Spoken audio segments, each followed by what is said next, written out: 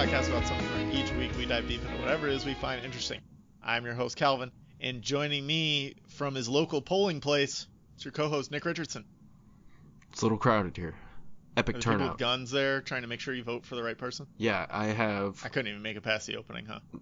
Yeah, I mean, they can kiss my fucking ass. Fuck you guys. Ain't gonna intimidate shit. Me either. 30 seconds in, I'm letting it fly. We are talking about voting and U.S. elections today. So anybody who is confused about what's going on and why it's such a clusterfuck, we're going to try and cover it all. We're going to have a discussion. We're going to try to have a discussion about the process of voting and the process of electing. We're mostly talking presidential, vice presidential elections. There are, state and local elections every year, and Senate and Congress, all that. We're focusing on the big guns today. Presidential, vice presidential. The presidential election is November 3rd. That's a Tuesday. This will be released a little bit earlier than usual. We usually release on Monday. This is going to be released as soon as it's ready, hopefully by Friday, but maybe by Saturday. So that way there's more time to listen to it before you head to the polls, so you know why you're doing things so crazy. Because it is crazy. Well, why it's worth doing in the first place, even though it's completely crazy. Maybe. But we'll get into that. So we're going to talk about the process of voting, the process of elections in the United States. We're going to try very hard to limit discussion on candidate and policy preferences as much as humanly possible. Obviously, there's going to be some discussion of candidates and policy. It's going to be unavoidable, but we're going to try our best to just stick to the facts about the process. Correctamundo. Because I think as a 33-year-old, I just had a birthday, so I couldn't remember how old I am. I thought you cut out there for a second. I was like, the fuck? No, I couldn't remember my age. I almost said the wrong number.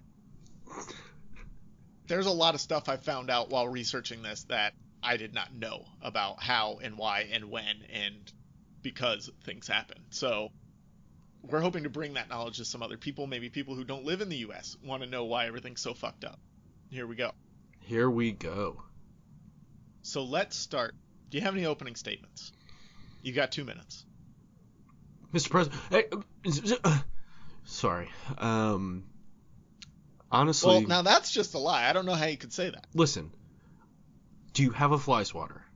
Come on. Sir. I'm done with that. Can I finish? Go ahead. You can say your opening thoughts.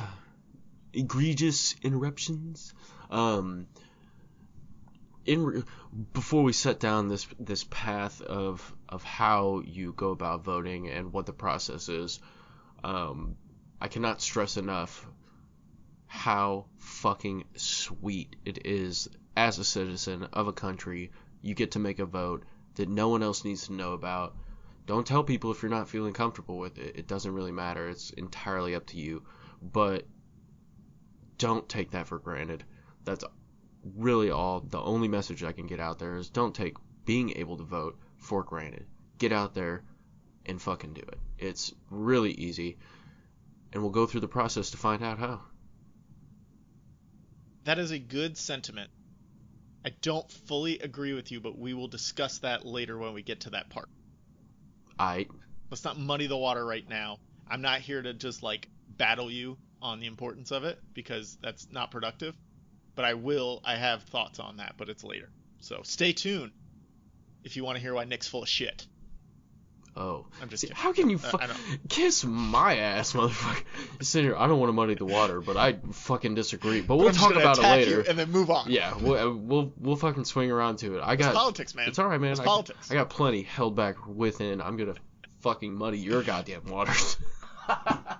I'm mostly just messing with Nick. It was just kind of a funny way to make him feel good about himself, man. Dude, I feel great. My waters are muddy. Don't want to make you feel too good. All right, so what is the process? We're going to first talk about the regular non-coronavirus times process, because that's what's going to happen most times. But we'll also discuss kind of some of the changes that are going on with coronavirus a little bit later. So the presidential and vice presidential elections occur every 4 years. Quadriennially is the word I read on Wikipedia. Quadriennially? Quadrennially. Quadrennially.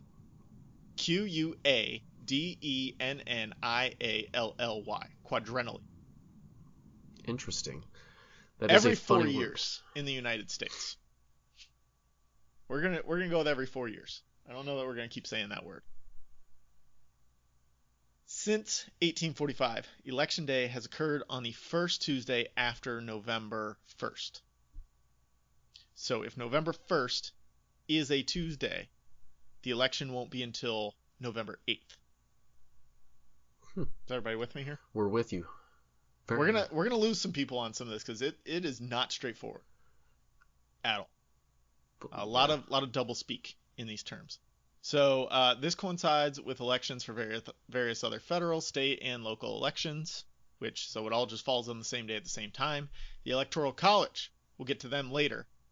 They cast their votes on the first Monday after December 12th. So like the third Monday, second Monday, somewhere in there. I don't know. So here's where I'm stuck. Why did we choose these, like, I'm sure they weren't random. They were specific dates for specific reasons. I didn't go into that much research on it. Maybe you did. Why is it like the first Monday after this date, not just like, all right, the first Monday? What difference does it make that it's after December 12th or after November 1st? Why can't it just be the first Monday? Well, I think it comes down Or why can't it just be the third Monday? I mean, I honestly think it was a sentiment to be gentlemanly, like to, make sure the process has enough time, and I don't know. I get the length of time there. But why are we making it such a convoluted date? It's not just the third Monday, it's the first Monday after the 12th. If it falls on it before the 18th, but after the 6th, then it's Tuesday. It just seems like there's a lot going on when you just be like, it's the third Monday. Like Thanksgiving. Third Thursday of November. Boom. Easy. Done. Yeah, I don't really have an answer for that. Mostly because it's fucking politics. Let's get that through our heads, folks. That's the answer, right? They can't do anything without it being convoluted. Obviously. Have you ever been able to sit through any kind of political debate or anything like that and at least, not once had a moment where you're just like, what the fuck are these people talking about? Who are these guys? Like, they're goddamn aliens sometimes. Okay, so here's why I think, especially with regards to December, we'll get into more of why the first Tuesday in November was chosen for Election Day, but so that first Monday after the 12th in December, if we just said, okay, it's going to be the third Monday or the second Monday, so the third Monday this year is the week of Christmas. So I think they're probably trying to avoid making a decision right before Christmas, right? And if they'd have just said the second Monday, that could potentially fall on the 7th of the month, and then that's too close to actual Election Day. So I'm going to give them the benefit of the doubt here and say that those were the lines they were thinking along. Yeah, it makes sense. But, in 1845, when they're making these rules, the circumstances around them were completely different from what they are today. So, like, maybe we can take a look at some of this stuff and make it make more sense. I don't know. Just throwing that out there. Yeah, let's do it. No? Oh, I'm not going to do it. So then Congress confirms the electoral votes in January, usually early January. There's no, like, set, weird, convoluted date for that. It's just early January. And the inauguration day falls on January 20th. So that's always set in stone, but it's just early in January. I believe so. Yeah. So everything else has this very specific date, and then early January for when Congress confirms. But yeah. I guess maybe they there's a date that they hold their joint session to announce the winner, right? To officially announce the winner. So maybe then there's some deliberation for a couple days, and they don't really care how long that takes as long as it's done before January 20th. Maybe that's the reasoning there. I thought they needed like 2 weeks after the announcement until January 20th or something around that range. That could be it. I think I have more on those dates when we talk about the Electoral College and like the actual, all right, let's hit the timeline. This was just kind of the initial. So more on Election Day. It was established on a Tuesday in November to accommodate factors including weather, harvest, and worship. All very important factors in 2020. Yeah, big ones. Around here it is, you better believe it. So let's go into this. When voters used to travel to the polls by horse, Tuesday was ideal because it allowed people to worship on Sunday, travel to their county seat on Monday by horse, and vote on Tuesday, and then make it back for market day on Wednesday. Again, super relevant today. All of that stuff still needs to be incorporated. So it has to be just a single day in the beginning of November. There's no way we can spread that out. We would never want to do that. Or give people the day off to do so. I mean, Yeah, fuck no, that. we can't do that. Is not in the founding fathers' interpretation of the Constitution 300 years ago, Nick. No, I mean, so yeah, let's abide by that completely until it doesn't suit us anymore. November fits nicely between harvest time and harsh winter weather, so another good thing traveling by horse.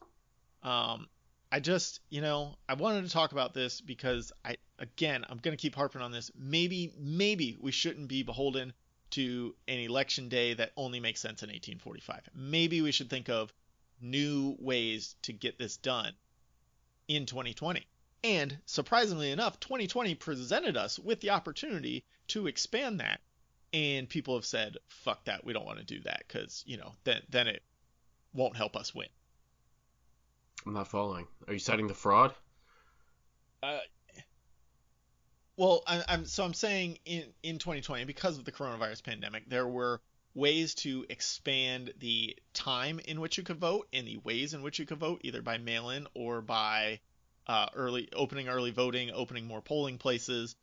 And in many scenarios, those opportunities were denied because giving more people opportunities to vote may cast votes unfavorably on the people who are making the rules. Does that make sense? In a convoluted sort of way. Yeah. They didn't want to expand anything because it could eventually hurt them in the polls if they expanded it too much and let more people vote easily and safely.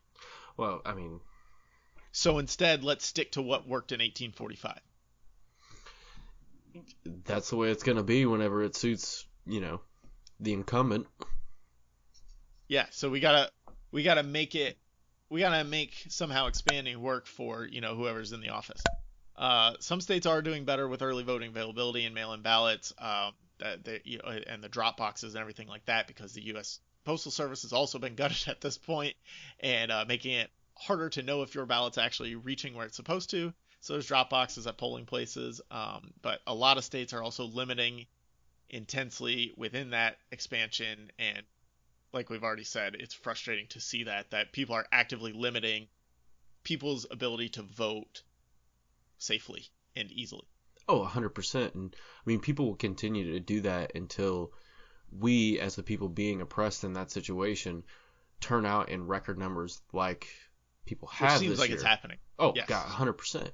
I mean... They should have put it on the ballot. Should we expand mail-in voting? That should just... It doesn't even have to be counted. Just let's put it on there and see what happens. I mean, if it's on an election format like that, and you want to say, let's see what happens, I don't think that's going to fly. If it's something on, associated with something that serious, people are going to take it seriously. That's true. But something, I'll tell a little story. When my wife and I dropped off our ballots, we're in a city of 114,000 people, and there's I want to say there's 3 active places. I don't know if they added any more, but one was right outside the county building downtown, which is probably 12 minutes from, anywhere in town. You can pretty much get there. And we got there, didn't really see anybody, but by the time we left, we saw, a lot of people, and they were all fucking young. So it's something where I think people are actually getting out there and doing it. So we're going to see the pendulum swing back. Hopefully get those advancements in voting like you want there, bud. Yeah, that's what we need. I agree 100%. We are in... It's an archaic system. Not our county, but the city of Fort Myers has a population of over 1 million people. We have 11 polling places. Jesus fucking and Christ. that's for the whole county, which isn't just Fort Myers. There's other towns. Cape Coral, which is the largest city in Florida by landmass, is included in that county, in our county, and there are some other, smaller towns that are included. 11 polling places. I mean, that's absolutely dramatic. That is insane. For I mean, I thought it was relatively bad, and I'm in a very strong red area, so that's Also, yeah. I would also say that maybe the small number of polling places is reflected by the fact that we have that million number is not a total population because we have a lot of seasonal Retirees and people. stuff, yeah. Yeah, so they're not here during the summer so we have a lot of absentee ballots being cast in a normal year, and even more this year, obviously. Uh, but that still seems like a low number for well over a million people. I agree 100%. And you Let gotta me think, just look up that population number of the county. while you're doing that, I gotta go towards the sentiments that I experienced a little bit in Florida. I mean, I was in Fort Myers Beach. I was only there for a couple days, and I heard a lot of folks, man, that were obviously out of towners. I was staying in a, rental on the beach, talking shit about the brown skinned folks. I don't know what Hmm. nationality they were, but they were darker skinned than me, and they were working their asses off in some fucking shit weather. And it's like, I would imagine that they just have the assumption that a lot of those folks are not registered to vote. So subsequently, fuck it. They don't need polling stations. They don't need places to drop off a ballot. Exactly. Yeah, I'm not a fan of that Uh, that thought process. it is Lee County as of 2019, 770,000. So not quite a million, but close enough. I wonder if you can That find the 11 polling places is probably not sufficient. No, that is astounding.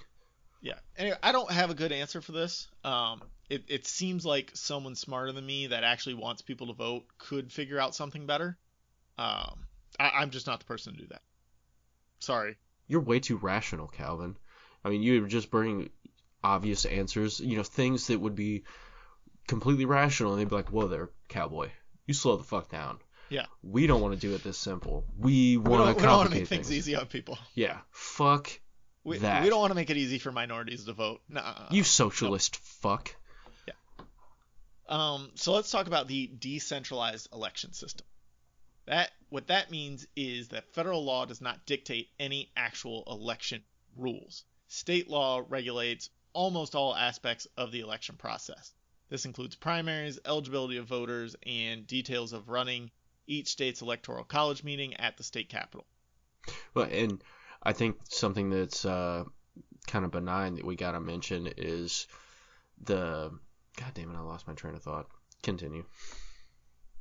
The presidential election is really just an amalgamation of separate state elections. You're not voting for the president, you're voting for who your state casts their vote to be the president. And again, we'll get into that more when we get to the electoral college. Right. And I don't know. I think a lot of the states kind of go by precedent, which when you rule by majority, as we do in a democracy, uh, people are going to follow those pretty much standard rules. So it might as well be fucking federal. Um, you're going to have a lot of people that are not happy about that, mostly in the red states, because, for lack of a better way of saying it, this is how they win.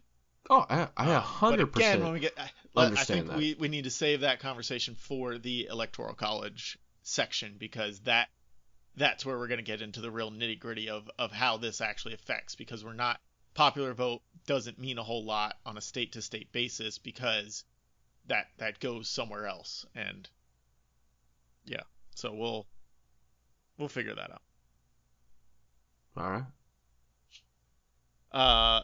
So suffrage, that's the right to vote, cannot be denied on the grounds of race or color, sex, or age as long as you're a citizen and 18 years or older. So you can't be denied on that. However, can be discouraged on all of those grounds, as we've already kind of hinted at among here. Yeah.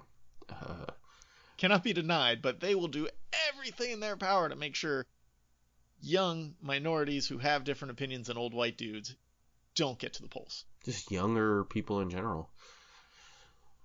Yeah, that was like a young and or minority Oh, okay. and or not old white dudes. That just flowed so Yeah. seamlessly.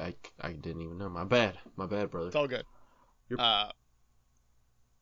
So let's talk about the voting by mail process, which is more prominent in 2020 than it has been in past years. With the coronavirus pandemic still in full bloom and hitting a third peak, it has not gone away at all. Don't believe it. In the United States, voting by mail is more popular and more necessary than ever. Well, I believe it's something around 46% voted by mail or absentee in this country. Like, that's a lot. That's a astounding shitload. Number. And if you look at it, technically, a lot of people could still be dropping them off. Like, they might have just not gotten to their Dropbox yet or stuck it in the mail yet. Which, if you're holding on to your mail-in ballot and you're listening to this and it's not November 3rd yet, don't try and mail it. It may be delayed. It may not be counted. Go drop it in the Dropbox. Yeah, it's you're not waiting in line, so it's a little bit safer than, if you're worried about exposing yourself. The Dropbox I went to was outside. It was like the polling place was at a library, so the box is just outside. There's one lady there asking everybody that to make sure that they signed it. That was it. It's a very simple process. So yeah, if you're hearing this, go drop it off. Don't trust the mail service. Don't. Take responsibility for the situation. And no offense to the Postal Service. It's not your fault. It's not it's not like they want to fucking do this shit.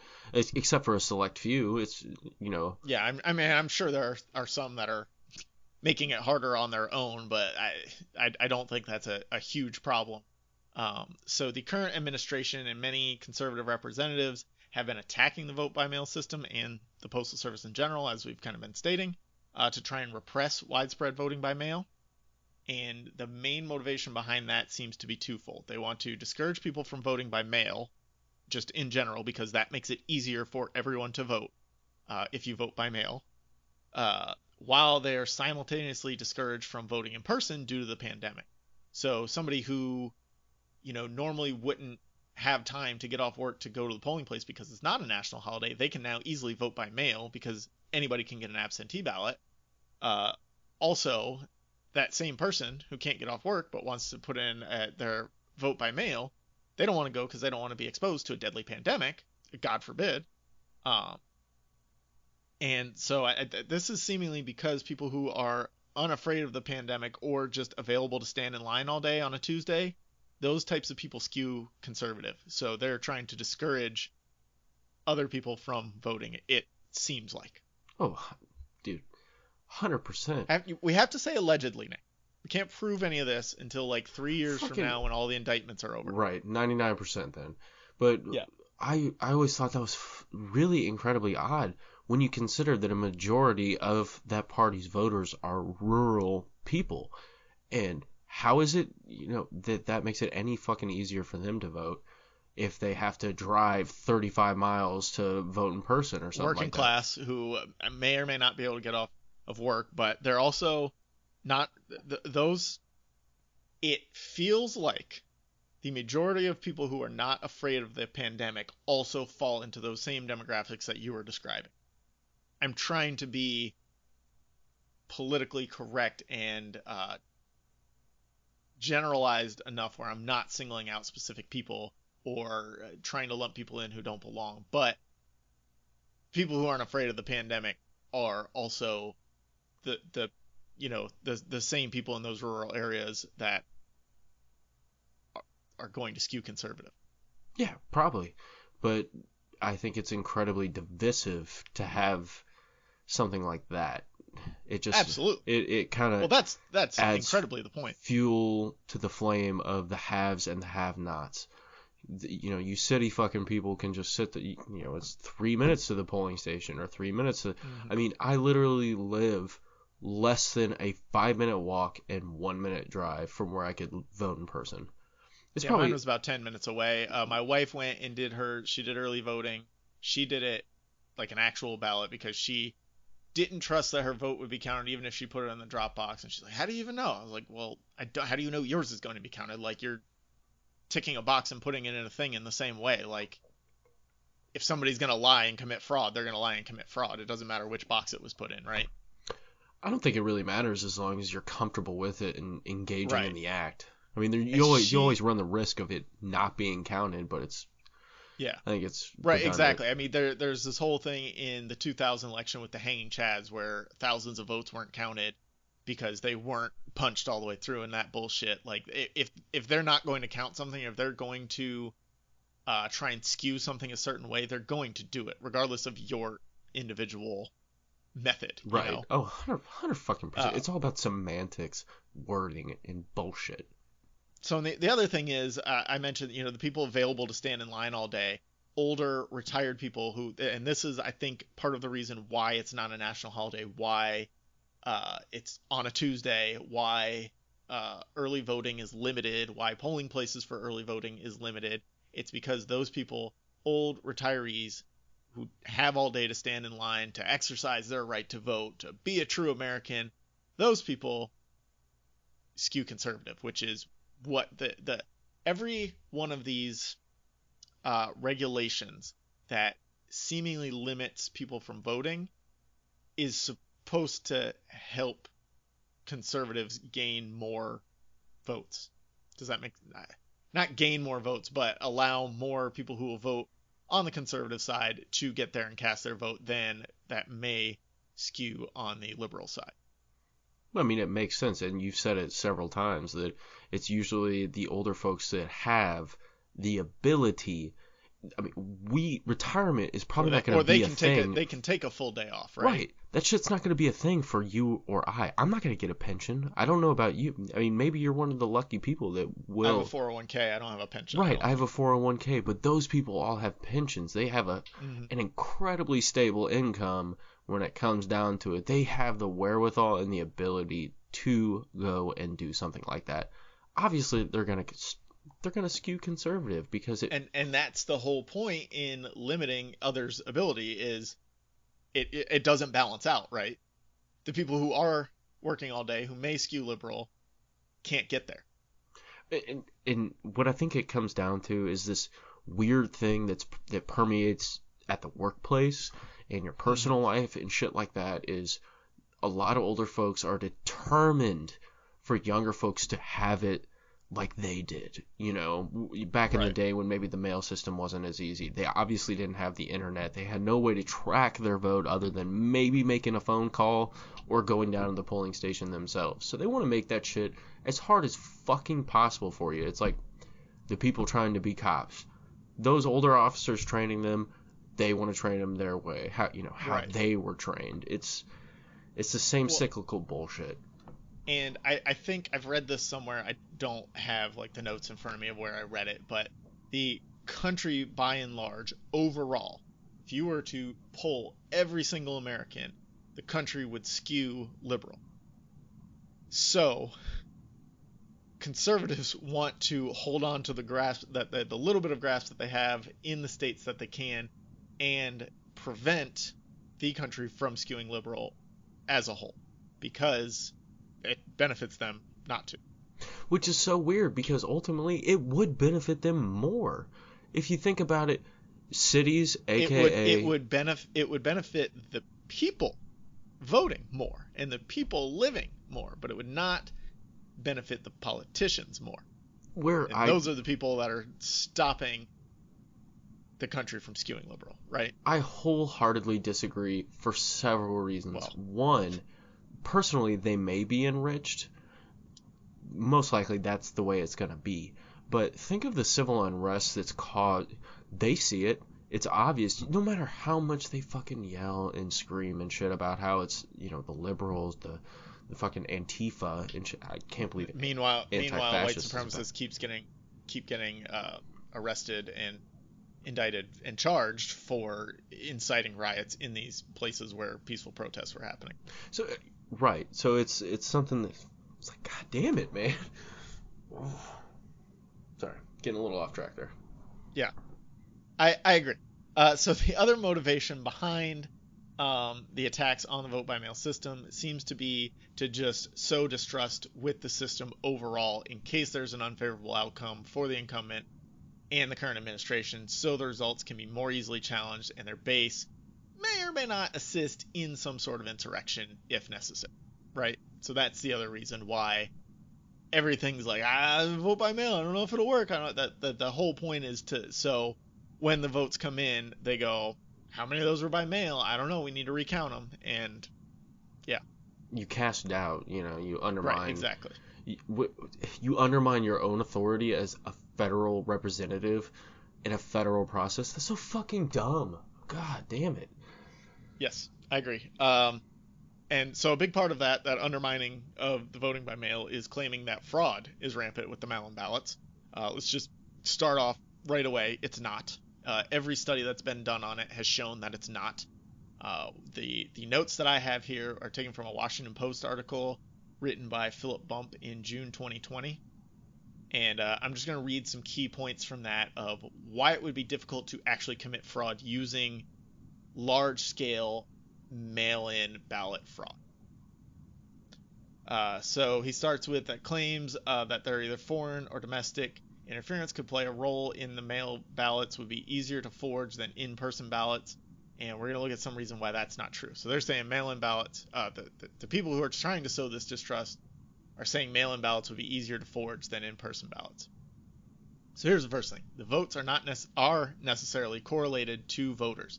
Submitting millions of ballots in general would mean identifying millions of active voters on whose behalf the ballots should be sent, and also making sure that they haven't voted yet.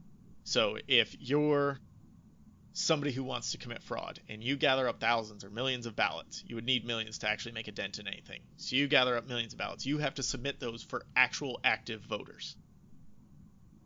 Well, you can't get the absentee ballot that was sent to my dead grandmother, because you can get that ballot, but if you submit it, it's not going to be counted because she's not alive. She's not a registered voter. well, I mean, I think you run like a 28%, 80% chance that it would possibly be counted initially and then be flagged later on. Right. So, and then he goes on to say a foreign power that obtained a full voter registration file would not necessarily know any better than the county itself which voters are inactive. So they're saying, okay, we broke into the county's database. We know all their voters. We know who's active. We can cast votes for these 3 million people. They're active. But looking at that it just tells you who's there. You wouldn't be able to see which ones are active or inactive. So you get an inundation of submitted ballots for voters who were either already voting or not actually voting. So then, given there's turnout peaks in a presidential election year, so you get a lot of duplicate ballots, which would be flagged. Well, and you'd expose that attempted fraud. And you got to add the other factor of demographic. So on top of that, you got to target people in specific areas for the most part who are going to skew one way or another. Well, right. You want to force. If you live in a blue county, you want to try and force that county red. So you'd have to. Yeah, it would be very pointed attempt. Well, I'm saying like turning a red county per se in California, which I think this article touches on, probably isn't going to do nearly as much as turning a blue county in, Ohio. Right. Or, Washington or, something else. It's, yeah. Right. So yeah, you'd want to target swing states basically. But that shit fluctuates. I mean, there's the relative, several little swing states, but that shit fluctuates majorly. Yeah, I've got that point here in a minute. So he goes on to say the main reason the fraud wouldn't work is that casting a ballot isn't as easy as getting one and turning it in. And this is kind of what I hinted at earlier. The county governments have to validate the ballots against existing information. They usually do that by matching a signature by hand before considering it valid. So not only would the foreign government need to identify non-voters or get lucky by not duplicating ballots, it would also have to somehow ensure that the ballots it was submitting didn't include obviously forged signatures. So if the foreign power obtained those signatures, matched them to voters, and mailed them back in, the signatures would then have to be obviously not forged, even if they were exact replicas of the originals on file, which of course would probably raise eyebrows up by itself if they're exact replicas, because you sign your name all the time. Is it ever exactly the same? Hell no. Especially as, okay, you're in your late 20s, you registered to vote 10 years ago, that signature that you signed when you registered to vote, how close is that to what you're actually signing today? It varies, and these people who are hired to do the signature verification know how to kind of spot those things. Oh, 100%. I used to take my time writing out my signature. Now it's just like, foop, done. Right. So these people, or the people trying to interfere, would need to be would not be obviously printed on the ballot as opposed to signed by hand. So they would have to go, if they obtain millions of ballots that are for non-voters and in a state that actually matters, they would have to go through and sign all of those ballots by hand, close enough to the original, but not too close and not too far away. Yeah, you got to time that shit perfectly. It's like Mission Impossible. Yeah, exactly. So the last problem that they point out is what you alluded to. It doesn't have to do with mechanism for voting at all. In 2016, Trump won the Electoral College thanks to about 78,000 votes in 3 states: Wisconsin, Michigan, Pennsylvania. If you would have asked experts a month before the election where the closest races were going to be, few would have identified those 3 particular states. So this effort to swing the election, which needs to be big enough to be effective but small enough to limit the chance of detection, since detection means potentially invalidating the result, has to be narrowly targeted to places where the need to win was highest. Foreign power that somehow successfully submits 1 million fraudulent ballots in Los Angeles might sway a Senate race in that state, but is not going to affect the presidential results. That's what you were talking about. Correct. Is they would have to know, okay, what are the 3 battleground states that are actually going to make a difference? And obviously, I don't think really anybody, that was a surprise to me at the time. Yeah. Well, yeah, definitely nobody saw that, and nobody knew which states it was going to be. Yeah. And I think it's shifting, the rural demographic is becoming more involved. Exactly. So we've counted all the votes. We know which votes are valid, which ones are not. We've sussed out any fraud, and we are ready to see what happens next, right? God, so ready, dude. Do you have anything else to say on actually casting the votes? Not particularly. Other than go cast your vote. Something that I found incredibly reassuring when I cast my vote in the grand old corrupt, shitty-ass state of Illinois is that I received an email afterwards. Oh, that's nice. And, I have not received an email. I've gotten about 1 million robocalls since then. Oh, dude, tons. But I have not. I do need to check it. I have a website where I can go check it. I just haven't done it yet. So they might not have opened, because different states open, like they deliver the Dropbox to like wherever it go, the main county center, but they don't open those ballots until a certain day, and that depends on which state you live in and which county and all of that. So there's just such a convoluted mess about absolutely everything that goes into it. It's honestly a surprise to me that anyone ever gets elected for anything. Yep. And I guess my final words on voting in general are just learn the rules of your state. We're obviously giving a broad outline, the general guidelines. There's no way we could go into every state's rules. No, and unfortunately we can't because we just don't have the time, but it's incredibly beneficial to at least know the basics of your state for multiple fucking reasons. For one, you live there. It's probably a good idea to know some information, especially when it comes down to voting. And that's all I'll say about that. All right. Well said. Not completely full of shit. Way to go. Kiss my ass. I said it wasn't completely full of shit this time. Mm-hmm. So what happens after the votes are cast? How are they tallied? I mean, they're fucking tallied. Yeah, pretty much. By incredibly full of shit people.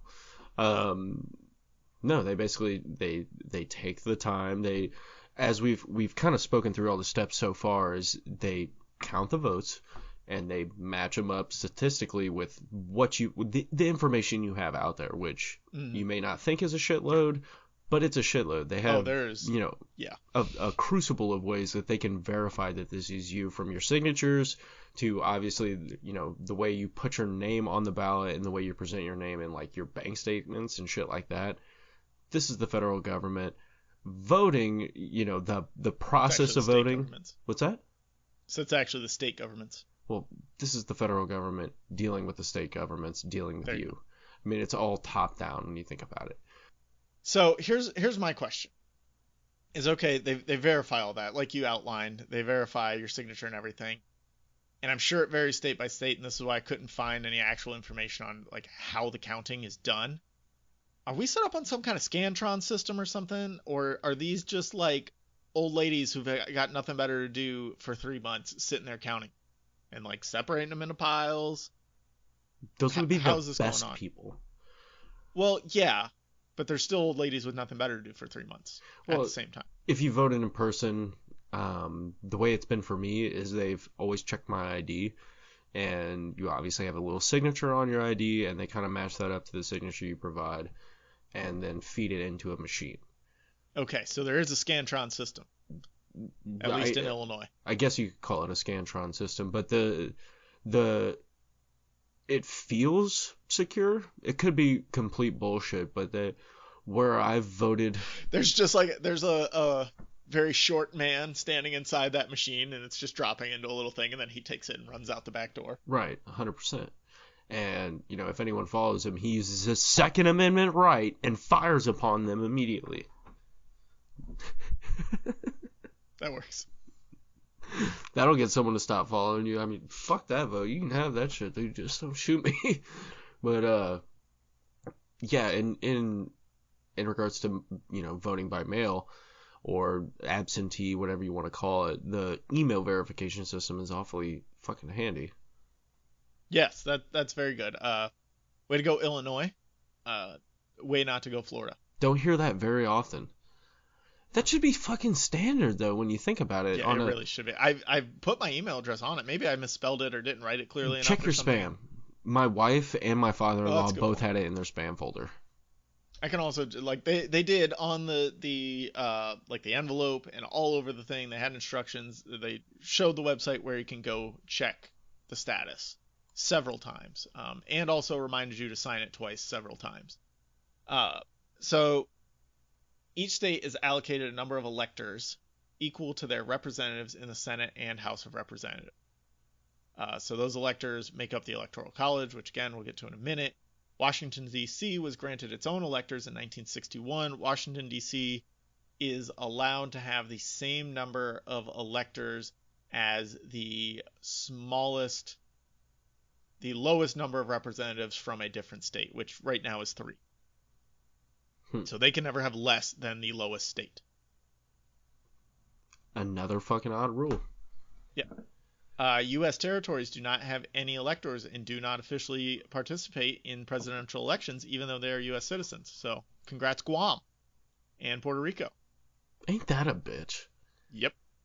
Ain't that a bitch, man? I wonder why they don't get to cast votes. Question, and maybe you can answer this for me. Now, I assume they pay taxes. Do a portion of that, go to the U.S. government? Does all of that go to the U.S. government? I would say probably some of it does. That would be part of being a territory, right? Well, they're a territory, so not a state. So how do we get municipality? Okay, so here's the argument against it is the whole no taxation without representation. They have no representatives. They have no electors. Why are they paying taxes? If that's the case, right? That's a fantastic question. That's maybe a question for 1776. So 300 years ago, we can decide what happens there. Well, maybe we have some listeners out there who can answer that question for us. Any 350-year-old listeners, call in. Let us know. Well, maybe we have someone who's in Puerto Rico or Guam, that really likes American politics and shit like that. I thought you were that person, Nick. I do like American politics in the sense that it's fucking ruthless. It's like the goddamn, Coliseum. The legislature of each state then determines how its electors are chosen. Most states choose the electors by popular vote. Registered voters in each state and D.C. cast ballots to the Electoral College to cast their votes according to the popular vote rather than directly for the president. This phase is what's going to take longer than previous elections due to the widespread mail-in voting, and most states allow mail-in ballots to be valid as long as they're postmarked by Election Day. So that count, and I tweeted this out earlier, that count is not going to be finalized for several days after the election's over. So when some idiot gets on TV or on his social media and starts saying that he won because the mail-in ballots haven't been counted yet, don't fall for it. It's not real. It's just a way to sow distrust in the system, because they're going to claim that they won, and then 3 days later, when all the votes are counted and they're not winning anymore, then it's going to be, no, this is fraud. Those are all fake ballots. It's not the case. Okay? Keep in mind, it's not over until it's over. That's more for the all listeners. The hanging chads have been counted. Right. Hopefully it doesn't come matter to what a anyone Supreme Court says. decision. But Yeah. that's unfortunately the way That's it is. like way down the line, though. I mean, everybody wants an instant, reaction, an instant I just mean it's affirmation down of the their line in vote. the process. What's that? I said, like, if it gets to Supreme Court, that's way down the line in the process. Unfortunately, I feel like it's inevitably going to come to that, probably. Yeah. I mean, it should be avoided if everything is processed correctly, right? 100%. So the Electoral College then casts its own electoral votes for president and vice president. Candidate that receives the majority of the electoral votes, which is 270 out of 538, is then elected. Which, as the incumbent won on this, dare I say, technicality. Fucking hate this rule. Correct. And we'll get into the issues with the system. Or we're going to save that for the end. Still just talking process here, Nick. Yeah. It's hard not to go to the No, issues when the process is so goddamn flawed. Yes, absolutely. And this is what you were hinting at here. If no candidate receives an absolute majority, nobody gets 270 votes. The House of Representatives choose the most qualifying candidate for president, and the Senate chooses the most qualifying candidate for vice president. And that is, so those are taken by votes, right? They just put it up to a vote within each congressional house, and whoever gets the majority of that vote, I don't know if it's a 50-50 or a 51-49 majority or a 2/3 majority, whatever, but it goes to Congress first. And if Congress can't come to a consensus or get a majority decision, that's when the Supreme Court would come in to make some sort of ruling. Yeah, I don't know. Speaking of the Supreme Court, they're actually making as of this recording, they're making some incredibly fascinating rulings in regards to the counting of ballots after November 3rd. Well, I've read about 3 of them. I think there was one in Texas or Tennessee that upheld a current rule that allowed ballots to be, if ballots were postmarked by the date of the election, they had to be counted if they were received within 3 days of the date of election. And then they upheld a different ruling in Wisconsin that was the opposite. And then in Pennsylvania, they're refusing to make a ruling on it because they don't have enough time before election day. So Pennsylvania has another one of the laws that allow ballots within 3 days of the election day to be counted. So it's kind of all over the place, but it seems like they're just eschewing any responsibility and leaving it on the states. Well, and it seems like the rulings are based on the state's kind of red or blue demographic. Mm-hmm. Who's in control for the most part. Right.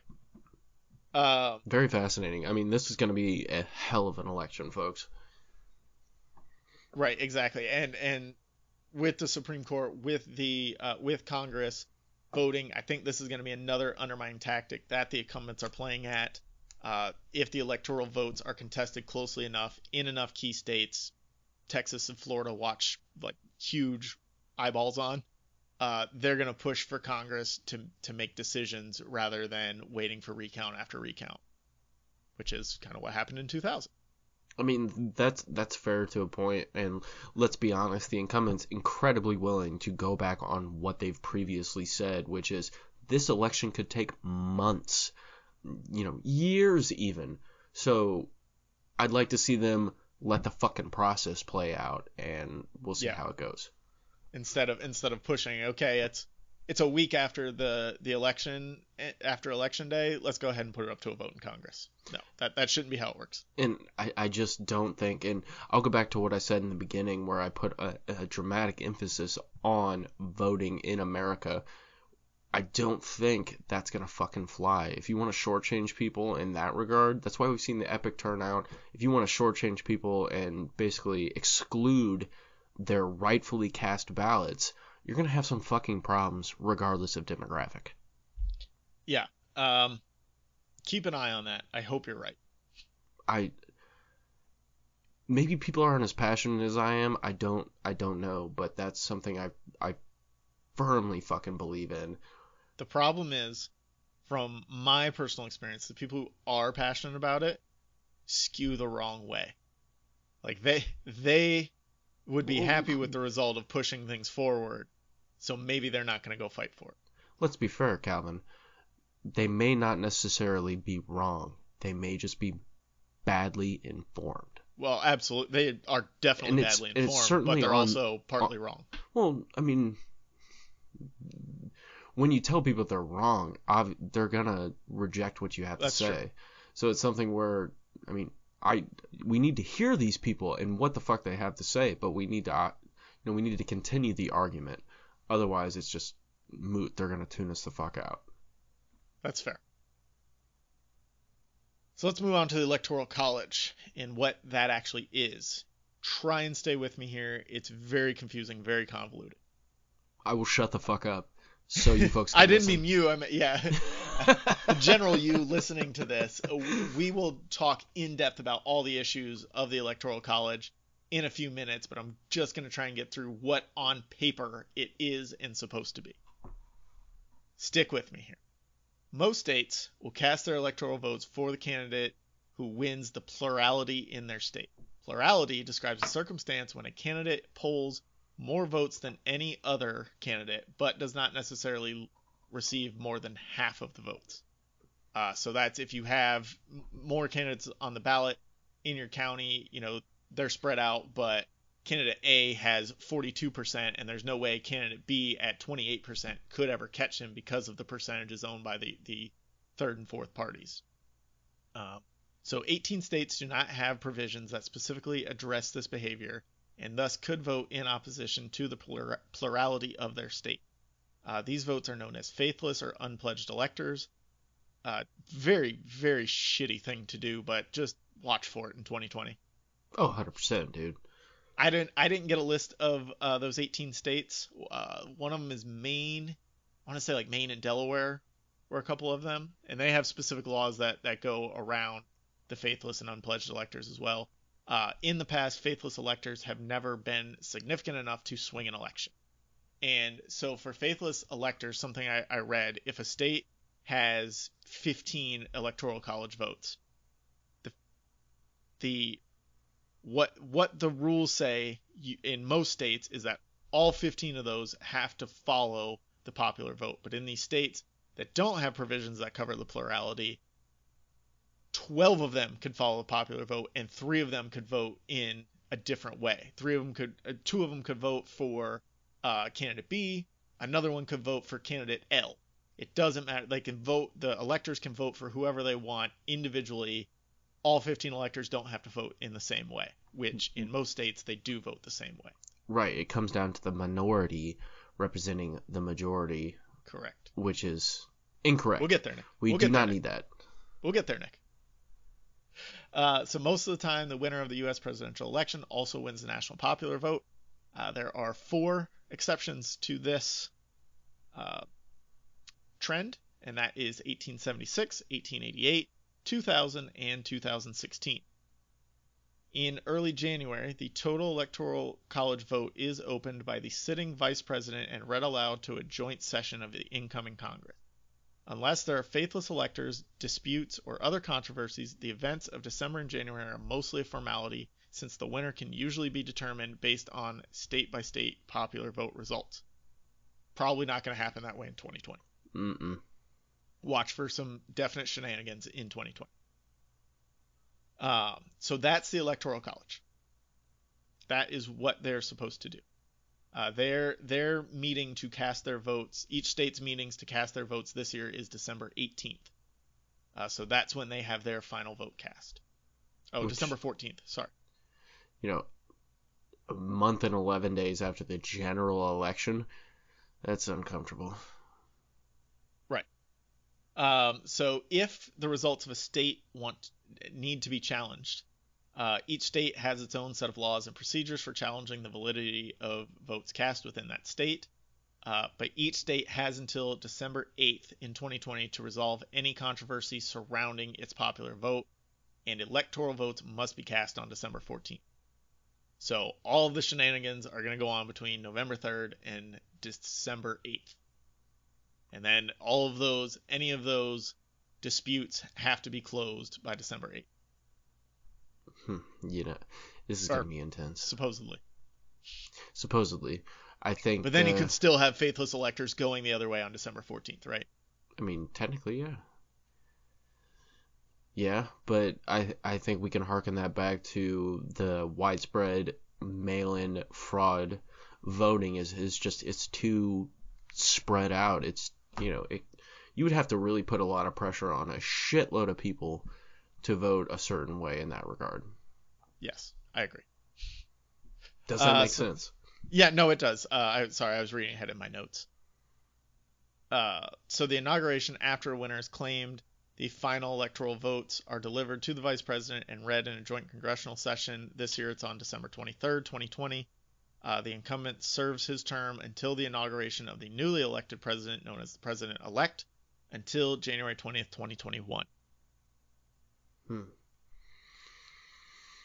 I can't wait for that day. Let's talk about the issues with the election process. Let's do. Should we start with the electoral college or the two-party system? Those are my two main issues that I want to highlight. Do you have any other main overarching categories of issues, or do you think those two will cover it?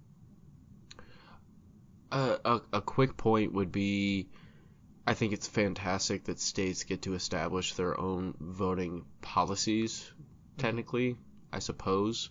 But I think there needs to be a federal mandate of some sort to set at least a minimal set of standards, and then the states can branch off of that in whichever ways they see fit. But I think I think there needs to be a federal mandate that any county with over 50,000 people has 15 mail-in ballot boxes or drop-off boxes, and it's funding is provided by the federal government instead of it coming out of the state's budget. But you have to meet this minimum standard. You have to meet this fucking threshold, just like we have to with fucking emissions, with vehicle safety ratings, with education, with food safety. Our driver's license, right? Right. The national law for getting a driver's license is 16. But every state branches off of that. You can get your permit earlier. Some states you can't get your permit until you turn 16, and then you have to wait longer to. So it's exactly like that. Is the national law is this? You have to at least meet this requirement, but you can do other things as long as whatever else you do fits under this requirement. I agree with that. Well, I mean, I kind of look at it like smoking ages. Like a lot of people, it's 18. Illinois just raised it to 21. I think it's fucking great, but I think that should be a federal fucking mandate. I believe drinking ages are the same thing, where the federal drinking age is actually 18, but every state has passed it to be 21. Right. So I think we need the federal system needs to come forward in that regard, so we can't go back on precedent. You know what I mean? Just because there's precedent and people mostly vote that way or lean that way, even though they got an option to go backwards, which people have routinely taken in more recent years. Exactly. All right, so let's talk about the issues with the Electoral College. Let's do it. First and foremost, it discourages voter turnout. Well, I mean, it makes people feel like their vote doesn't matter. Correct. Their voice does not matter, which, as we've laid out, your voice absolutely fucking matters. Just look at it this way. I look at the 2016 election.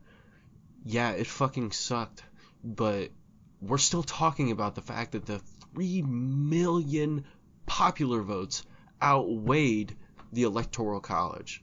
Like, that's still a fucking issue. We're talking about it at least, so we're making progress in that regard. Right. And with discouraging voter turnout, you feel like your vote doesn't count. Most states use this winner-take-all disbursement of their electoral votes, so states end up voting along party lines. And so if you're not voting on that side in your state, you are almost encouraged not to show up. It doesn't matter, right? Presidential candidates can then, and this is what you were alluding to, focus more time and energy and money on the swing states, and only a few states end up making the determination of the president.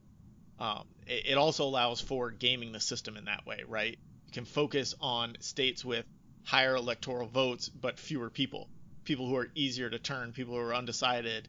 You focus on them and get your number of electoral votes, rather than working your ass off in a state to try and actually make people believe it. Well, instead of representing the American people at large, as a fucking elected president should do, you're representing a minority of people, which is dangerous. But just assloads of farmland you're representing. Assloads of farmland. $28 billion. So that's one of the problems, is in states like Montana, North Dakota, Idaho, just huge states with relatively low population, they get more votes than smaller states with denser population. Not necessarily more popular, but denser. So you have, in theory, large swaths of empty land having a greater say in who becomes president than some more metropolitanized areas. You have the minority speaking for the majority. And in some cases. In very important cases, those some are incredibly important. And if you could get the electoral votes from the 11 most populated states, you would have the 270 votes needed to win.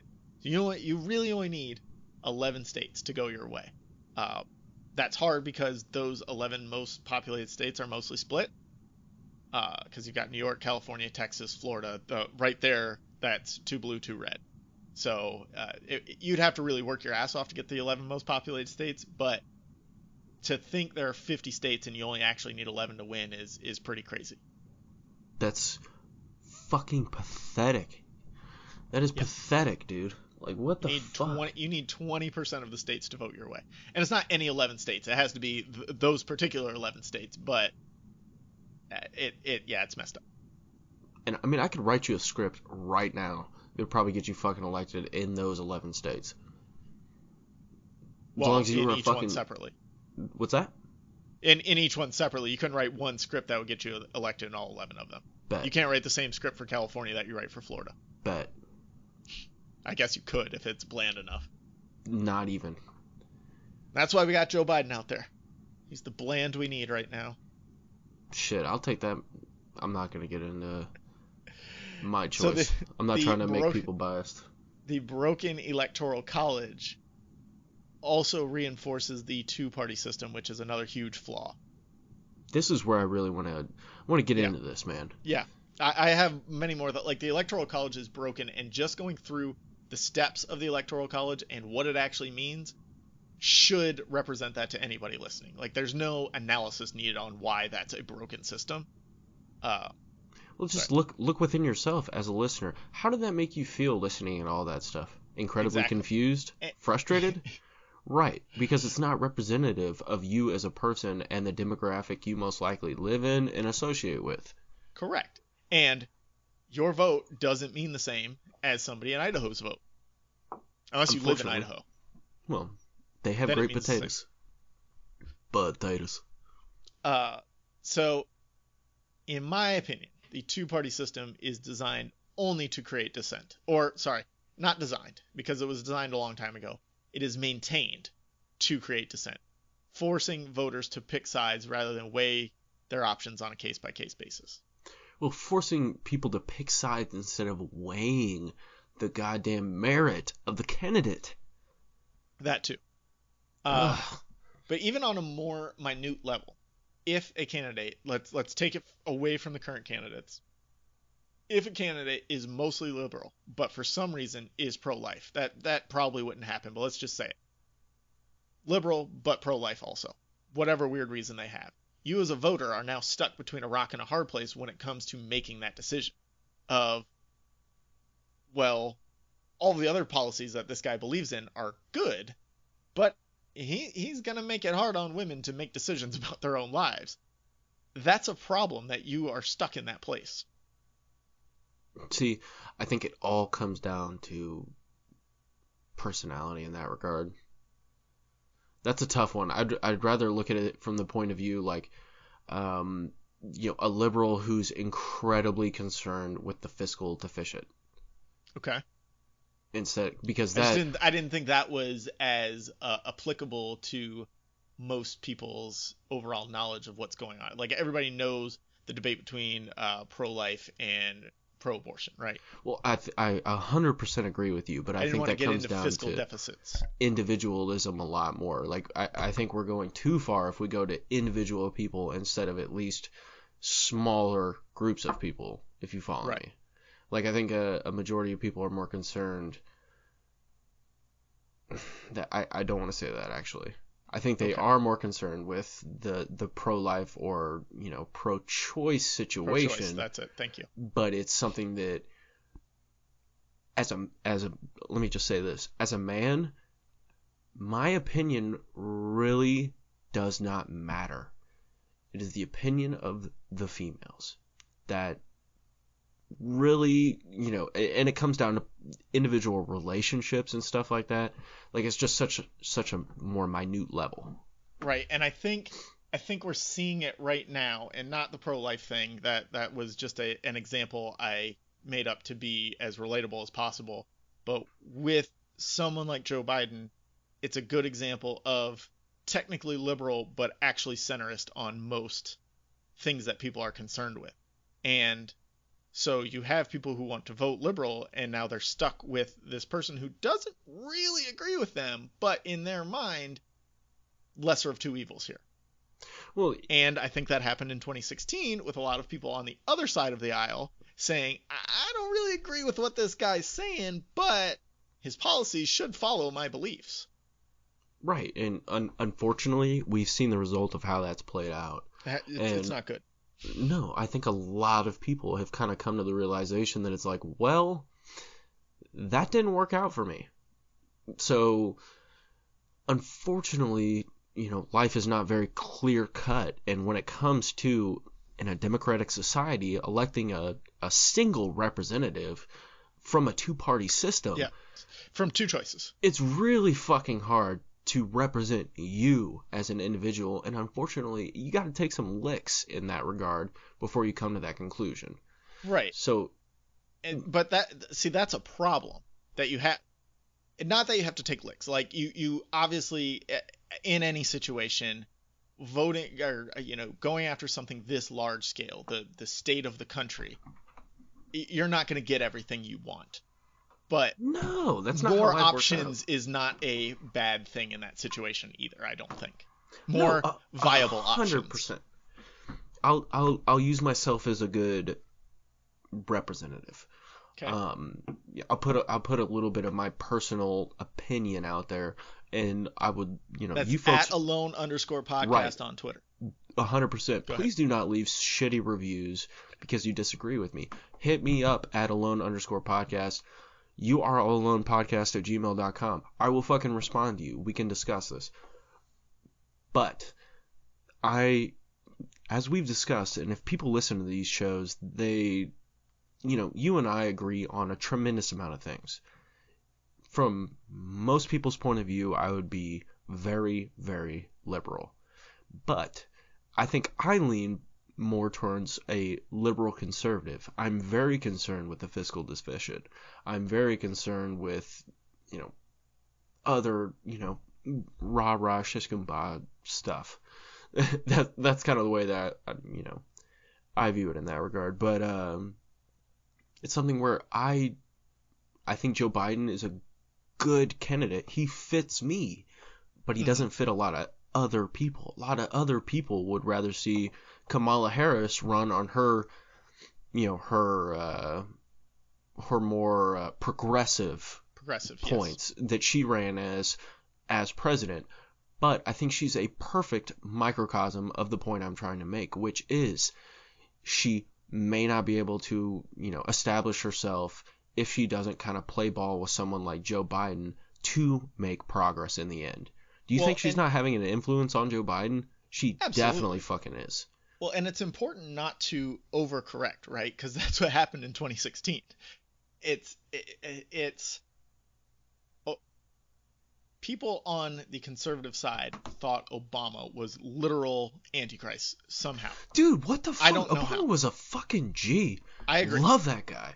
And I am, and I'll get into this in a minute, my actual feelings on politics and voting and all of that. But I mostly don't care.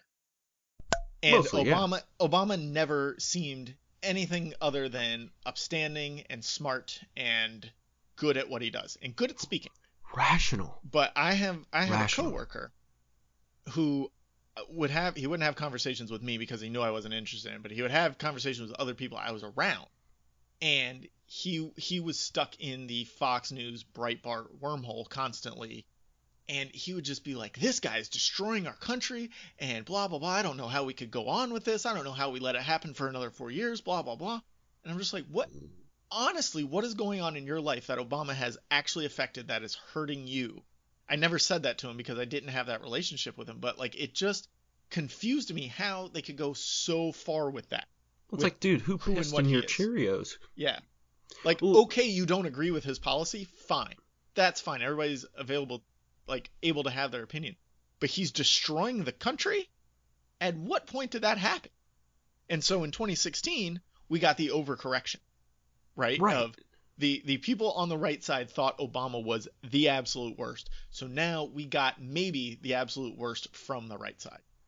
Well, shit, dude. This is very personal to me, but I have a cousin who's been in the military for close to 14 years now, a long fucking time. He's currently in training to become, part of Delta. Whatever. When he said to me that Obama was a fucking pussy, let me say that again. He called Obama a pussy. I hope Obama dunks on him someday. It's like, dude, are you serious? This man initiated the orders that killed Osama bin Laden. This dude had to make some of the toughest decisions to appear rational on the national fucking stage as well as the worldwide stage. Yeah, man, but he wore that tan suit in the Oval Office. McConnell wore that shit, and he looks crusty as fuck. Obama at least pulled that shit off with some goddamn style. But shit, when he called Obama a pussy, that shit did it for me. It was just like, dude, you are irrational as fuck. When the other option, instead of being a more, dare I say, regal and stand-up and genuine and rational individual, is to be a fucking maniac who bombs the shit out of sovereign nations, I'd rather take the more rational fucking guy. What's wrong with that? Why is that being a pussy? Exactly. And fuck that, dude. Well, to try and keep you a little on track and from getting too angry, we'll shift it back a little bit. I'm just animated. I'm technically not. If I'm angry, I'd be screaming. In 2016, the right overcorrected, right, in what we got. And so going into the 2020 election season, the left had to be careful to not overcorrect back. We can't have Fidel Castro replacing what's currently going on, right? We can't go too far left now to make sure that it never happens again that way. So, I mean, they brought in somebody who's closer to the center, somebody who is a little boring, and that's what the nation could use right now. Another problem with the two-party system, though, is that it mostly ends up propping up the same candidates over and over again, which is just old white dudes every year, and it's hard to get actual new, fresh ideas in there. Thanks, Obama. That's a legitimate thanks, Obama. Seriously, like, thank you for providing 8 years of fresh ideas. They didn't go anywhere necessarily, but you were there trying.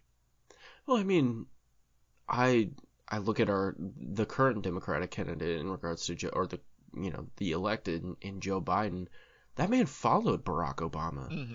So that should, I think that is indicative of why the two-party system is so fucked up, because I don't think Obama is genuinely like a, you know, I don't think he fits into the Democratic narrative. And if you can get an individual like Joe Biden who fits in the more Republican narrative, if you want to look at it that way, that's, you know, that's incredible. Why can't there be an additional party, an additional choice?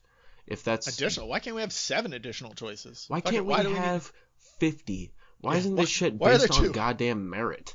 And why is it like every decision you make has to fit on one side or the other? And it's like, well, no, some things just don't fit. Like pro-life, pro-choice doesn't necessarily fit into those boxes perfectly.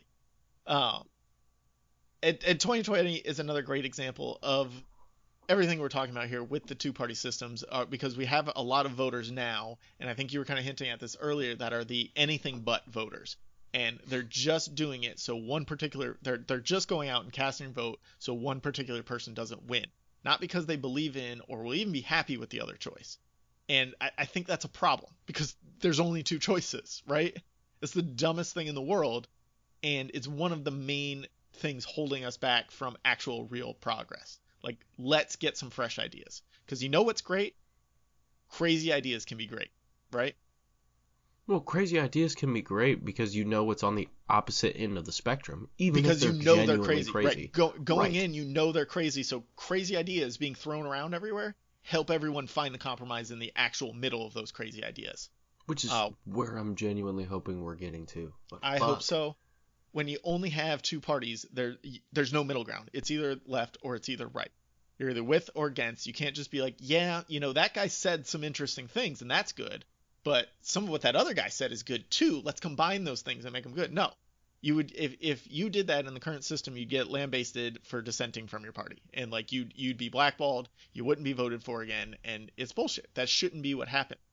Our public servants should be working together to find solutions, not cause chaos and disagreement to the other side at every opportunity, right? Well, 100%, and I think it's a weird thing we Americans do is we try to be pathfinders in every regard, but we are a fucking young nation. We need to look at other nations who have multiple party systems, who are more representative of their populations, and then we need to take into account that our population is fucking huge, spread out over a massive goddamn landmass. So when you think about it, how does a two-party system genuinely, God, I can't fucking talk today, represent you as an individual? So right. Why not? That's what I don't understand, is this apprehension to jump off the cliff. Man, I'm really striking out. I can't fucking talk right now. Well, so I'll save you here. Going back to the crazy ideas, the Tea Party was fucking nuts. I think we can all agree on that, right? I think everybody in the world agrees that the Tea Party was a little bit out there. Yeah. But they were on the right track with mixing ideas and policy from both sides. They just kind of went full crazy right off the bat as they started gaining steam. And the libertarians are starting to pop up a little bit now too. And it's kind of the same thing with them. And it would be easier to listen to some of these ideas if they weren't just constantly ranting and raving like lunatics. Like anytime I see a post from somebody who claims to be a libertarian, it's just the most inane, illogical, rambling set of sentences and words I've ever seen. It's just you said it, but it's illogical. It's right. Like, dude, in a perfect world, okay. You have some good ideas in this rambling nonsense. Like, let's focus on those and cut out all this rambling nonsense. Let's focus on the real goddamn world and how it's applicable. In the real world. I know world, I said crazy ideas can be great, but that's when the crazy ideas are coming within the framework of something greater, and not when you make the crazy parts your main tentpole, then you have problems. I'm looking at you libertarians, I'm looking at you Tea Partiers. Well, if you have no genuine implementation with a massive buy-in by the population, how the fuck is it going to work? Then you're just out there screaming. Yeah. Right, it's innate. So like it would be a good thing to have some libertarians or Tea Parties like in Congress, because they can be the ones that help reach across the aisle and find some of these compromises. They could throw their crazy ideas and let the other people, find the middle ground between them. But that doesn't happen as soon as you hit Congress. Even if you run as a libertarian, you get elected. you end up falling into the right-wing boat as soon as you land on Congress, right? And you're expected to vote along your party lines then. So anything that you stood for while going through the election is out the window. Ideas need to be spread out and able to be compromised on. That's what I'm trying to say here.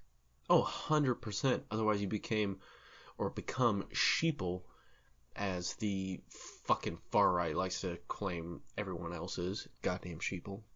But in the framework that we currently have, if you agree with any of these third parties, you might as well just set your vote on fire, because for all intents and purposes, it's meaningless. And correct me if I'm wrong, but that doesn't really feel like making sure everyone's voice is heard. I agree. So how do we go about changing that? I don't know. There is a system of checks and balances. That's what I was taught in like third grade. And it makes sense on paper. Of Congress checks the executive branch checks the judicial branch, so forth and so on. But when everyone just picks sides and decides to go head to head, the checks and balances don't work. This is what we've been seeing for the past 4 years, right? It becomes checks and balances or tit for tat bullshit. Right. The only check and balances I feel like we have right now is that if the incumbent says something, we're going to go along with it, and that is neither a check nor a balance. It's just, he said it, so yep, that's our stance. That's reactionism. It's not good. Fuck all that. All right, so Nick, one last time, final rant on voting and state of the elections. You can say exactly the same thing you said at the beginning if you want. Well, something else has come to the forefront of my mind, where ultimately the message I want to convey to people is progress. We vote today for our children tomorrow. That sounds stoic and shit like that, but it's absolutely the fucking truth. If people in 1920 didn't, in 30 and 40 didn't vote for us, where the fuck would we be? We'd be destitute as a population, most likely. In communist Russia is where we'd be. Probably. Or just our empire would have fallen. So as an American, ultimately, I think we got to set aside this immediate satisfaction and kind of look on to the future, like a lot of progressive and conservative people are doing. We as a population need to take that mentality as well. I'm sure you agree with me in that regard. It's like I'm voting on things that they will affect me to a certain regard, but they're going to affect my kid a whole lot fucking more. I have definitely become more interested since having kids. I will say that. Dude, 100%. Because in my head, I'm thinking, and this is also, I have a daughter. Mm. That is incredibly pertinent right now. Yes. Yes, potentially we don't have to go too deep into it, but I got you. Yeah. Right. Potentially her choices as a human being, her fundamental right as a human being, as an American, will be incredibly impacted in 20 years when she has the ability to make decisions for herself as an adult. So that's important, that's really all and that's very well said. Do what you can, as even if you. I don't volunteer. I don't do stuff like that. I'm very insulated from my community. I talk to the people on my block, but you better believe I've screamed from the goddamn rooftops every fucking way, shape, and form people can get out there and vote, because that is your God-given right as a fucking American, and you should take it. America, fuck yeah. And that's it. That's all I gotta say. No, that's very good. Okay. I'm gonna go into my stuff now. Please do. You will disagree with me. I'm gonna just put that out on Front Street. Don't put that out there, and maybe you're gonna disagree with me. I know you are, and it's fine. I want you to at least let me get through at least sections at a time, because I have like notes on it that I kind of want to hit certain points to explain myself. But I'm open to the disagreement, and I want to have those discussions. I just want to get my full thought out first. Does that make sense? Please, let's do that. Okay. Please disagree with me. Like, I'll battle you. It's fine. I'm not trying to say, like, you don't get to tell me what I can think. Like, I'm not trying to say that. I just want to at least get the words out first. No, I understand. Calvin, you have my word. I will not shout over you. I know. You don't. You don't anyways. I am mostly apolitical. I don't give a shit 98% of the time. In the past, I haven't voted. This is my first year voting. I am 33 years old. I've been voting age for 15 years. Uh, and I haven't voted because I'm not willing to inform myself on the candidates and their position. Because mostly, again, I'm just not interested in it. I don't feel like I should be making these big decisions with a lack of information and little to no opinions on the candidates and their issues. I don't pay attention to it, so my voice shouldn't count because I'm not the target demographic. Like I'm not willing to gather the information to make an informed decision, so I'm not just going to throw a decision out there because that's the way my parents did it or that's the way my wife does it. Like I don't feel comfortable doing that. And I also just don't care enough to do the research and find out. I've mostly generally trusted the consensus of choices and the levels of compromise that are reached throughout elections in the past. For the most part throughout my life, I've been able to ignore politics, and because I don't vote or take the time to inform myself, I can't complain about it. And I can't complain about what's going on, what happened, and in the past I've been totally okay with that. It didn't really matter. I never bought into the soul of the country is at stake rhetoric in the past. It never actually felt like that. Like I said, I've been voting age for 15 years, generally aware of what's happening in the country for almost 20, and I've never felt my world shift because of who was in the White House up until the last 2 or 3 years, right? So let's take 2012 for an example. The difference between what I knew about Obama and what I knew about Mitt Romney was not great enough for me to actually care who got elected. I liked Obama. I liked who he was. I liked how he carried himself. If I had voted, it would have been for Obama. But again, I didn't know enough about him. I wasn't making an informed decision, and I knew absolutely nothing about Mitt Romney. But he wasn't quote unquote evil enough to, make me get out there and make sure something bad didn't happen. I felt comfortable knowing that whomever got elected, my life or my family's would not drastically change one way or another. And I know what you're going to say. That's incredibly selfish, and it's coming from a place of privilege. I know that, and I get it, and I'm okay with that because it affects me. And like in the past, I'm fine with that. I'm not trying to say that the country. Go ahead. Oh, could you hear me inhale? Yeah, go ahead. Let me start from there. Do not presume to think you know how I feel about that. Okay. I don't mean to say that like I'm offended, because I'm not. I wasn't saying you. I know personally you think I'm incredibly selfish. I was saying listeners who would disagree with me would think that's incredibly selfish. Maybe they will at Jump Street, but let me put something in their minds. That is incredibly respectable. I have my opinions about voting. I'm obviously very passionate about it. A lot of people may be, but that is incredibly respectable. As an American, that's an option too. That can harken back to our two-party system. It's not either you vote or you don't vote. It's, maybe you make a decision that's based on, listen, who am I to fucking decide? I don't pay attention enough.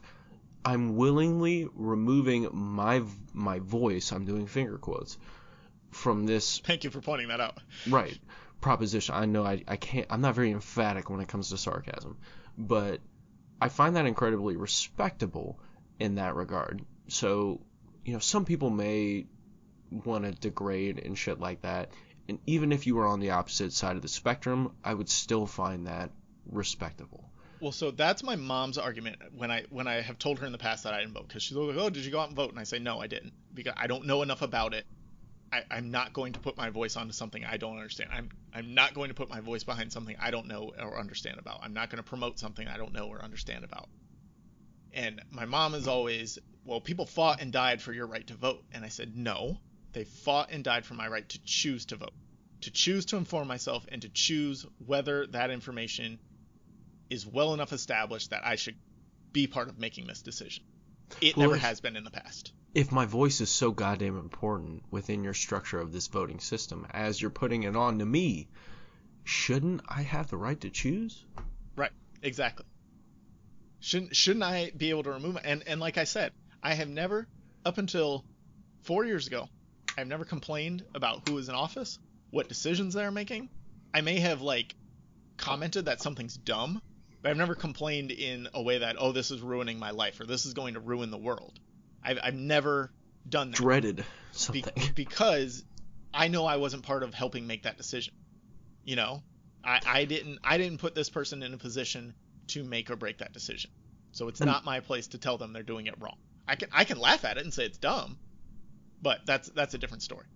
Unfortunately, most people aren't like that, and that leads me back to why I said that's a respectable decision, because it's a reasonable and fucking honest with yourself position. And unfortunately, a lot of people are unwilling to do that, which is sad. If you're one of those people out there. And the problem is a lot of these people are as uninformed as I am, but they're just going and casting their vote because that's the way their parents voted, or that's the way their friends are voting. And like that, to me, that's worse than me not voting, right? To just go and vote for something that you don't understand because somebody else said to do it. Like that's sheeple shit. That's, you know, and a lot of those people, ironically, are the ones that are going to shout sheeple at you. You're sheeple. Yes. Well, yeah, 100%. Fuck off of that. So I'm also not saying in this that I'm okay with the country not moving forward. That's not what I was trying to get at. I absolutely think the country should strive to be a better place for all people. Absolutely. It's just that none of the elections or candidates in the past of, let's say, since 2004, when I was old enough to know what was going on, not necessarily old enough to vote, but old enough to know what was going on and understand the impact of decisions being made, right?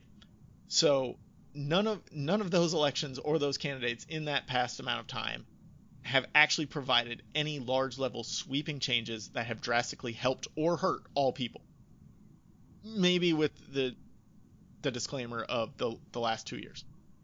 Maybe. I would have to really look at it.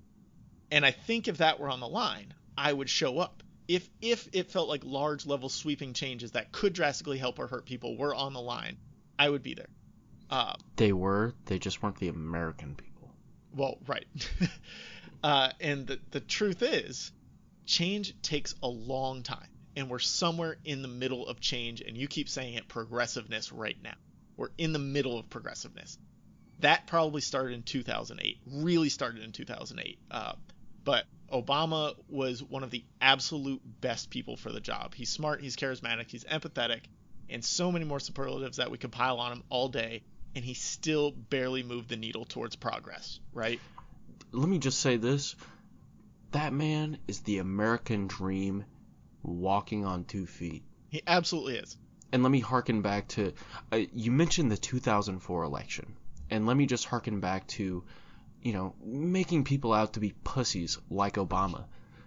They made John Kerry look like a fucking pussy. If you folks don't know who John Kerry is, please look him up. He's obviously a veteran. I believe he's a 3-time Purple Heart winner, Bronze Star. He's a badass mofo. Silver Star. That's what we call them. He came back from Vietnam and gave a fucking presentation before Congress as a young man within his, you know, in his 20s, I believe. I think he was 28 or 29. And they made that man look like a pussy. Yep. This is what we bring you in for, Nick. I mean, they swayed public opinion. Mm-hmm. Just, you know. I agree. I'm going to go back to your point of declining to vote. And that is, you know, if you look at the facts and you come to the conclusion that John Kerry is in fact a pussy by looking at the facts, and you decide to not vote. If you're voting based on who's a pussy and who's not, you're probably not making the right decision. That's what most people are fucking voting on. It's ridiculous. Well, except they're extremely misguided in who's a pussy and who's not. Right. That was the whole point of that little So my story. point about Obama is, for all the greatness that he was, again, he barely pushed the needle towards progress. Just because that's how hard it is to make actual real change happen. There's still a long way to go on a lot of different stuff. And I think... Go ahead. I'm sorry I keep interrupting you. No, that's fine. My only point about that is we in the now, just like we're voting for our children and our children's children, look at it differently than people in the future will look at it. Correct. I want to go back to, you know, Abraham Lincoln, obviously near and dear to me in the land of fucking Lincoln. But during Reconstruction, most people had no idea the scope in which Lincoln moved that needle forward. Well, so right, until relatively recently. And that's what I was trying to say is the needle of progress started in 2008 when Obama was elected.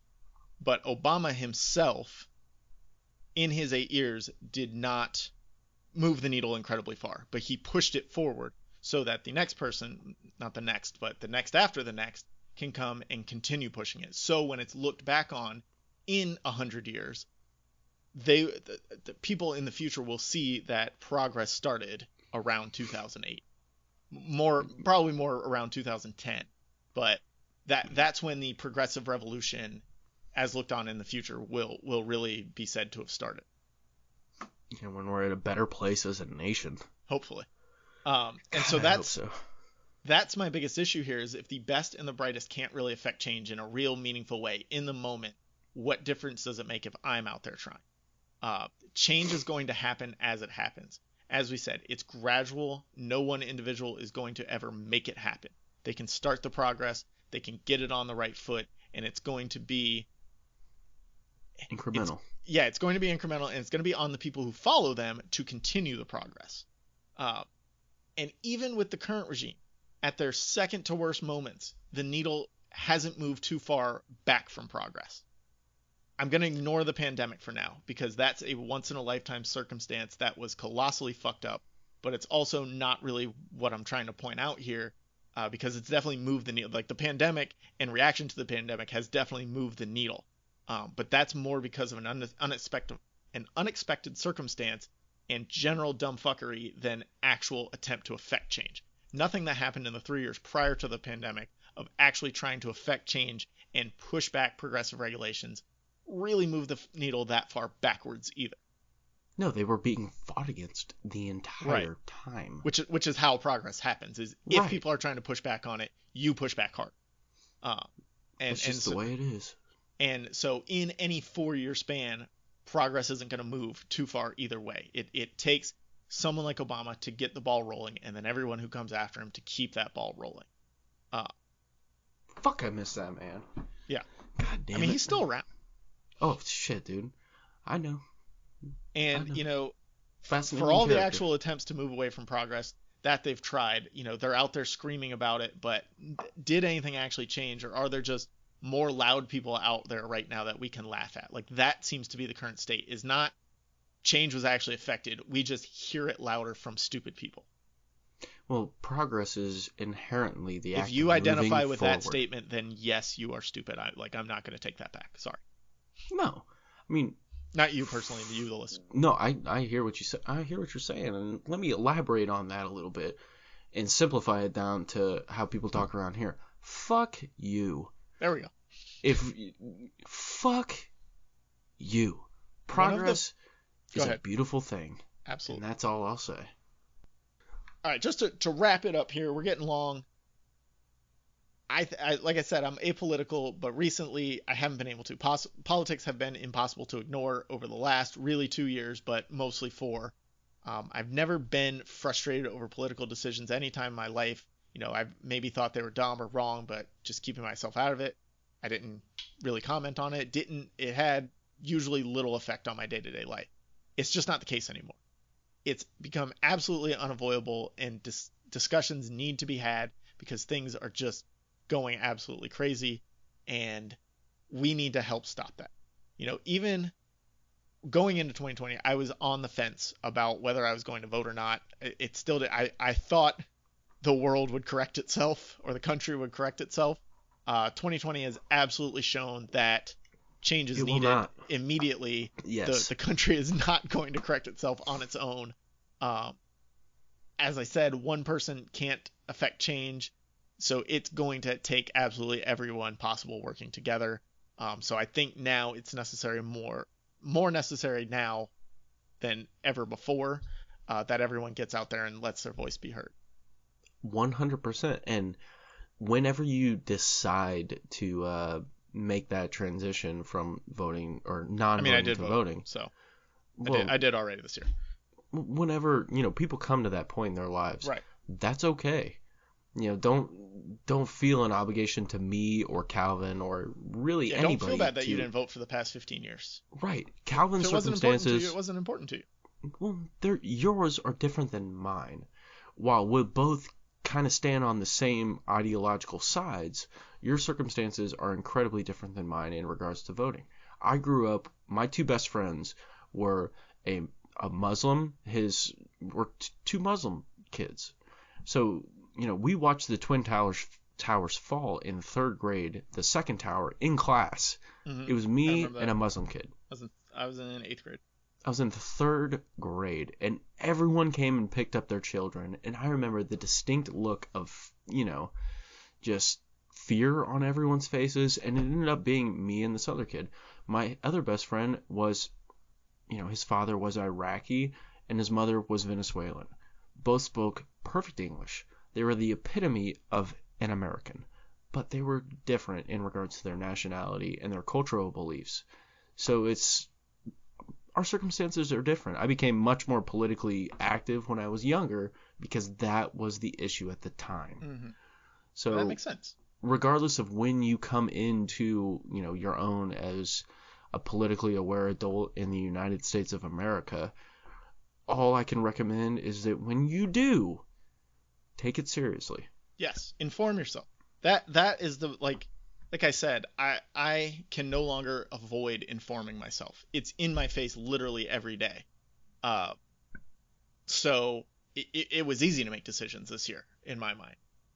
And just kind of like my final thing to sum up what my issues are like, we're told that every vote matters and to be the change you want to see in the world and all that. And to me, like, sometimes it's all bullshit. Like, even if your candidate gets elected, whether it's presidential, Congress, even locally, the guy you voted for gets elected, guy or girl you voted for gets elected. Great. There's so much red tape and political posturing after that it's very difficult to make real identifiable changes. And that's kind of what my biggest problem was. How many times did Obama propose real identifiable changes and they got stuck in congressional voting by Republican-led Congress? Same can be said for the administration now. How many times did they try and push through changes and they got held up by Democratic-led Congress? There's just so much that goes into it that even if your guy wins, they're not representing you anymore. Once they're there, it's not representative of your thoughts and feelings of why you voted for them. No, it's theirs. And even on a lower level, like let's take the Congress, Senate, House of Representatives. If your state is controlled in Congress by your side, you're a liberal, we've got liberal Congress. Again, problem, that you have to choose a side, but let's stray away from that for a minute. You have no actual say in what the rest of Congress looks like. So Florida, all of a sudden we're blue. Great. But the rest of Congress flipped red now. So Congress, it doesn't matter. Your state representatives can't effectively work for you anymore because the other side is the overwhelming majority now. Right. Change needs to happen. Again, I'm not the one to suggest it. I'm very new to even paying the slightest bit of attention to politics, and all of this is a big reason why. But there's got to be some political genius out there. If you're, for whatever reason, just binging the hell out of political voting election podcasts right now, and you stumble upon this and you're a political genius, you got to be able to figure it out for us. If that happens, I'm going to be more than happy to participate on a more regular basis if it feels like it's not all bullshit anymore. Or at least it's getting us right. Somewhere it's less faster. Bullshit. Yeah. I agree. Thank you for everyone who took the time to listen to this. It's running longer than most of our other episodes, but it's important. Subject is worth it. Exactly. Hopefully you're listening to this while standing in line to cast your vote, and it gave you some ideas of why you're doing what you're doing, and gave you some introspection on why you think you're doing what you're doing and why it's important to you, because that's, I think, most important in this whole thing is you're making decisions for yourself that can affect the whole country. Make sure you're making them for good and informed reasons. 100%. I am at APA something on Twitter. You can follow us there. You can follow Nick at alone_podcast. We have a merch store. That's tpublic.com/APA something. And all of the music for Podcast About Something is provided by those cats. You gotta stay sassy. Stay sassy.